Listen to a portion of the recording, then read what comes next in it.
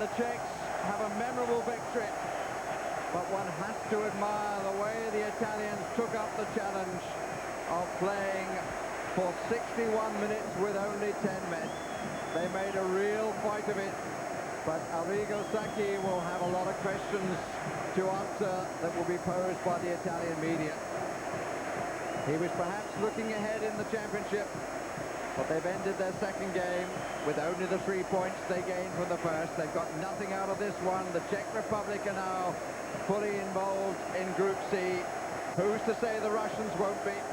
We now have 3 teams with 3 points. Fascinating and often very exciting contest. And it ends with a victory for the Czech Republic by 2 goals to 1. What a game, and the Czech Republic's win tonight means they join Germany and Italy on 3 points.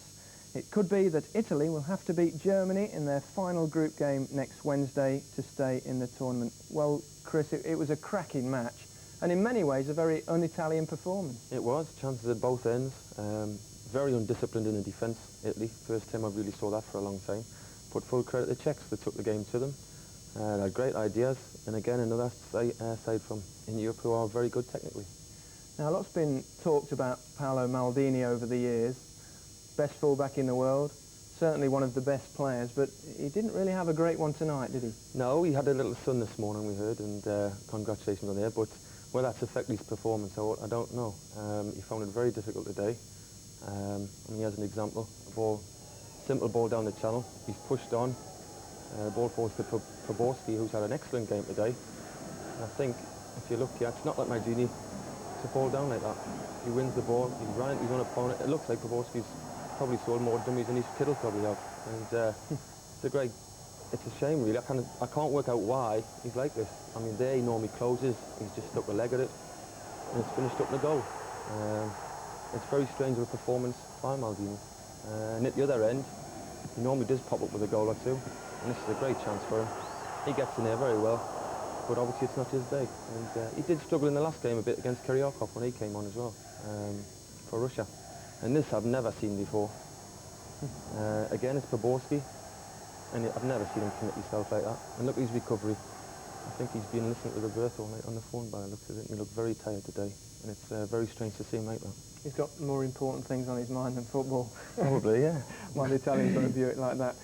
Jimmy, you were a manager. How can you justify, after a performance like the Italians played the other day against Russia, making 5 changes to your team?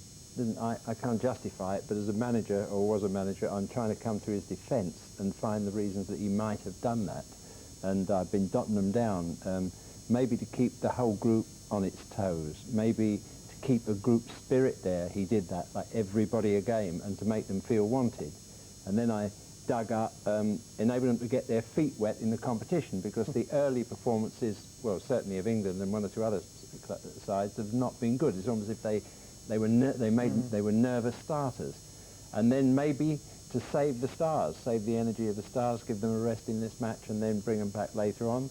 I'm doing my best, aren't I? Yeah, but you wouldn't have done it, would you, Jimmy? No, because I'm not a masochist, and that was the last reason. I think he's a masochist, and he loves the Italian press having a go at him, because that's certainly what's going to happen. I mean, we grumble at the headlines here that happened to the England team.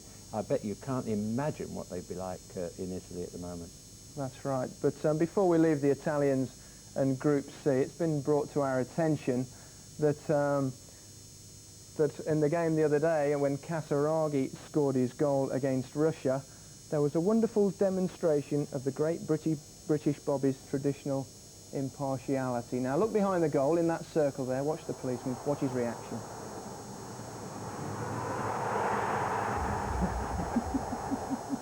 There he goes, must have had an Italian mother. PC Plodoni. And our thanks to Chris Anderson from Bridgewater for writing in and pointing that out to us. OK, let's move on now to Group D, and a vital match for Portugal and Turkey. Portugal's coach, Antonio Oliveira, made 1 change from the side that started with a 1-1 draw against Denmark. Follier came in for midfielder Uciano.